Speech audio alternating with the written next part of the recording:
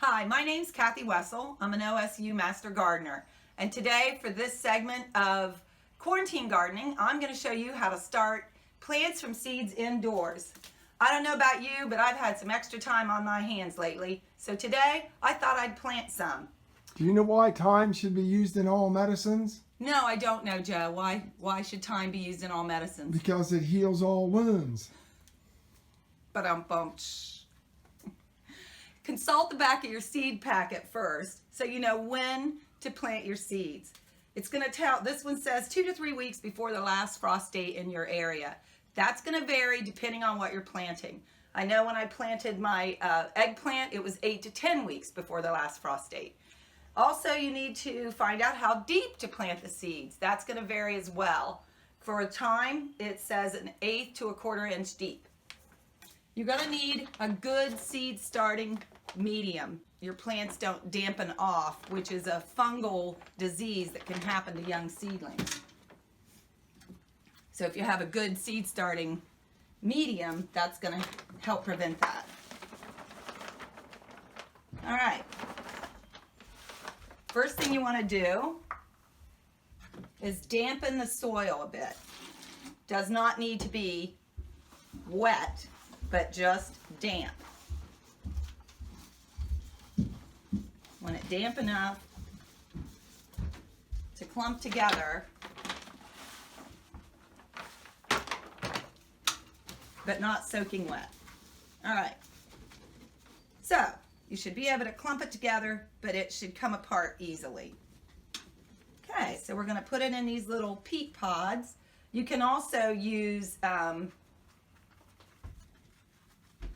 these plastic cell units, or even recycled cardboard egg cartons will work, but you need to make sure that you poke holes in the bottom of those for drainage.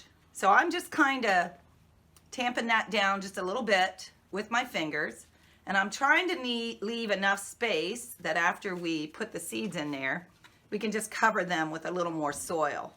Thyme seeds are pretty tiny, and I think this is about the easiest way to do these smaller, really small seeds. All right, we're about there. Okay. Now, we're going to take our seeds, and we're going to put a few per little cell. That way we get a good chance of getting something to actually germinate. Ooh, there was a lot. All right, a few in this one, and a few in this one, and we are ready to cover them with the 1/8 to 1/4 inch of soil on each one. Then you want to give them a little spray on top. And you want to label what you've planted. There's my little flag. So now we're going to put our little seeds in. I have this little greenhouse here. You can also use just a cookie sheet and saran wrap over it. Works fine.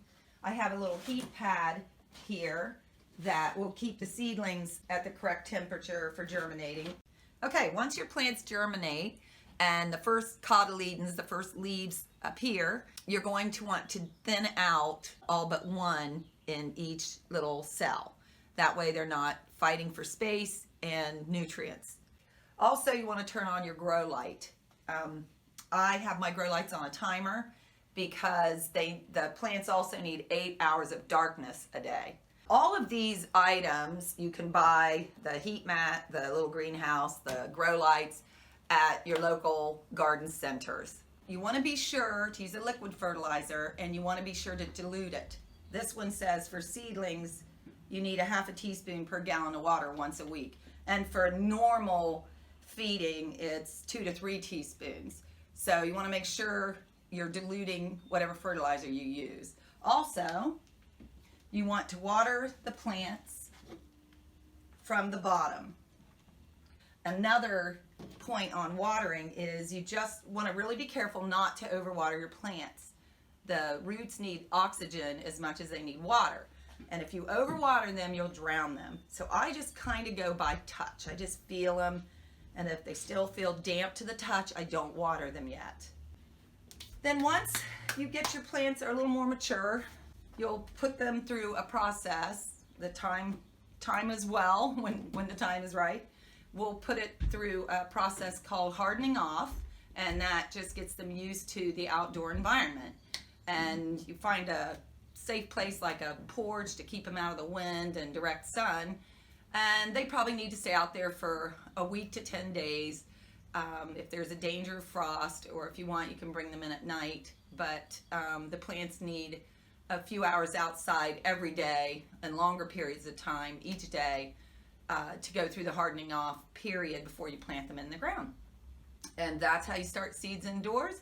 Thank you for watching the OSU Master Gardener Quarantine Gardening Series, and I hope you'll continue watching and learning.